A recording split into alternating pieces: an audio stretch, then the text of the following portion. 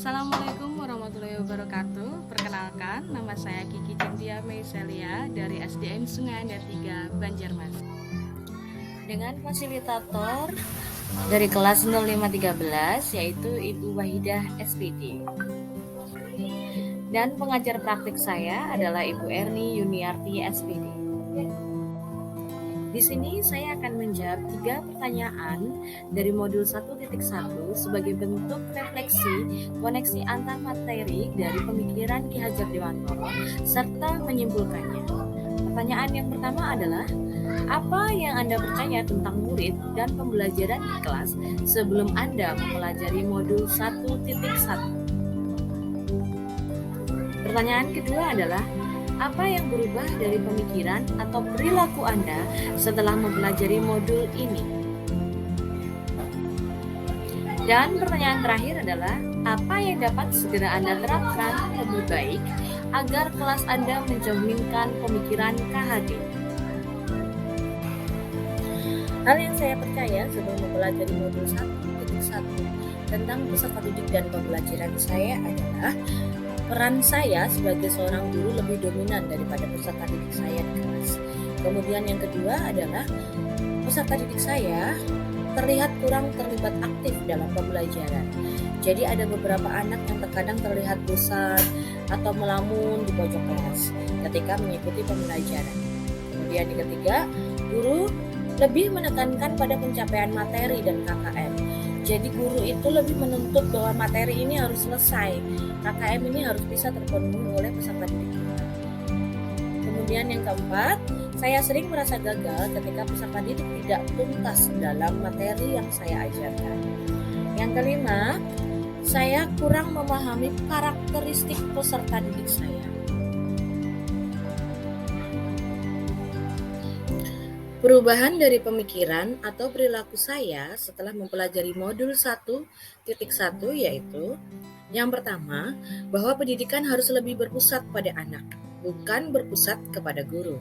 Kemudian yang kedua adalah, seorang pendidik harus menuntun, bukan menuntut.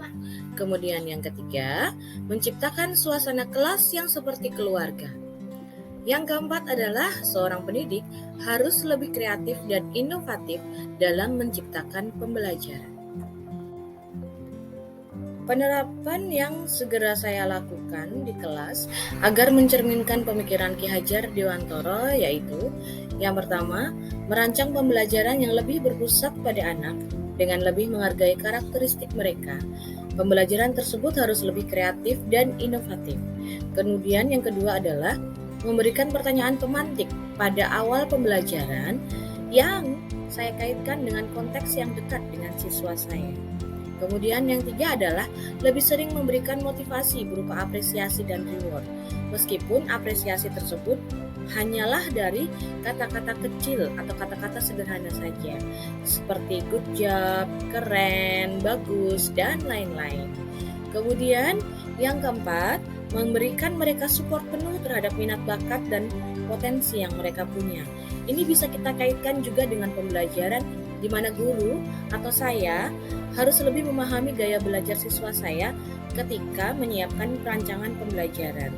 Jadi, di situ secara otomatis minat bakat dan potensi yang mereka miliki akan terlihat ketika kita bisa memberikan pelayanan penuh terhadap gaya belajar yang mereka punya.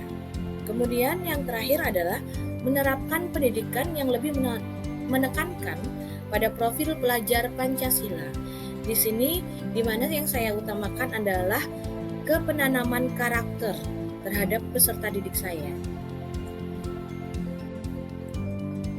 Kesimpulan dari modul 1.1 tentang pemikiran kritis Ki Hajar Dewantoro yang berkaitan dengan pembelajaran peserta didik saya adalah bahwa peserta didik bukanlah sebuah kertas putih yang kosong, lalu kita dengan seenaknya menggambar dan memberi warna tanpa mempertimbangkan minat bakat dan potensi mereka. Kita sebagai pendidik haruslah seperti seorang petani, di mana peserta didik kita merupakan benih-benih yang kita tanam. Jadi kita hanya bertugas memberinya pupuk, menyiramnya agar mereka tumbuh sesuai dengan kodrat yang mereka miliki. bukan lagi memaksanya untuk seperti tumbuh seperti yang kita mau. Jadi di sini kita harus lebih menjadi pendidik yang menuntun, bukan menuntut peserta didik kita. Kita harus memikirkan kodrat alam dan kodrat zamannya, sama seperti kata Ki Hajar Dewantara bahwa pendidikan sejatinya harus berpusat kepada anak, agar mereka terus lebih mengenali kodrat alamnya, mengenali potensinya, dan melanjutkan minat bakat yang mereka miliki untuk menghadapi zaman yang sekarang sedang berkembang. Sekian kesimpulan dan koneksi antar materi tentang pemikiran kritis Ki Hajar Dewantara pada modul 1.1 dari saya. Terima kasih. Wassalamualaikum warahmatullahi wabarakatuh.